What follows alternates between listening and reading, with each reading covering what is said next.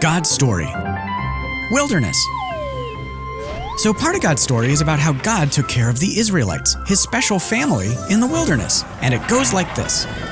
For many years, the Israelites were forced to work as slaves in a place called Egypt. So God chose a guy named Moses to lead them out of Egypt into an amazing home where they could be free, called Canaan, or the Promised Land. From the moment the Israelites left Egypt, God made it clear that he was with them. He led the Israelites with a cloud during the day and a pillar of fire at night. He actually split the Red Sea in 2 parts so they could walk to safety. But the journey from Egypt to the Promised Land was hard. In fact, the Israelites didn't know where to find food and water, and they didn't know when they would get to Canaan. So just 3 days after leaving Egypt, they started complaining. "What are we going to drink?" Now, Moses knew that God hadn't freed the Israelites from Egypt and parted the Red Sea just to let them die of thirst in the desert, so he asked the Lord to help. And God did.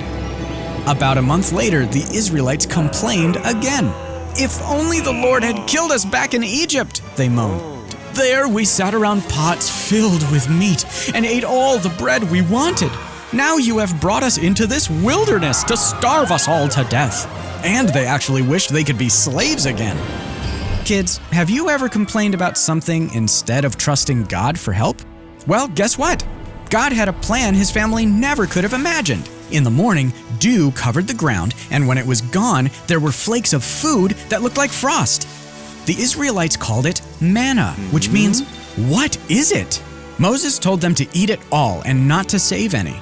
But of course, some people saved a little just to be safe. Remember, they were worried they wouldn't have what they needed. So the next morning, the old manna was full of maggots, which are little bugs. Yuck! But the good news is, there was also new manna. See, God wanted them to trust him every single day. It might seem pretty clear to us that God was with them, but the Israelites weren't so sure. At one point, they even said to Moses, "Is the Lord with us or not? Why did you bring us out of Egypt? Are you trying to kill us with thirst?"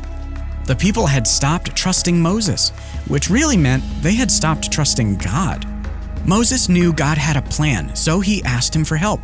Turns out, God had another miracle in store. God said, "Take your staff, strike the rock, and water will come gushing out." And it did. The Israelites stayed in the desert for about 40 more years. And all that time, God kept giving them food, water, rest, and protection. He even kept their clothes from wearing out. God's family couldn't take care of themselves on their own. They had to trust God. But he always gave them just enough, just in time, and often in ways they could never have expected. And that's the story of how God took care of his family in the wilderness. So in case you missed it, here's the quick version. God wanted his family to be free. God led them with a cloud and fire. He parted the Red Sea. The Israelites got thirsty and complained. God gave them water. They got hungry and complained again. God gave them food. They got thirsty and complained again. God gave them water. Again. For 40 years, God gave them what they needed. All they had to do was trust every day. And that's a part of God's story.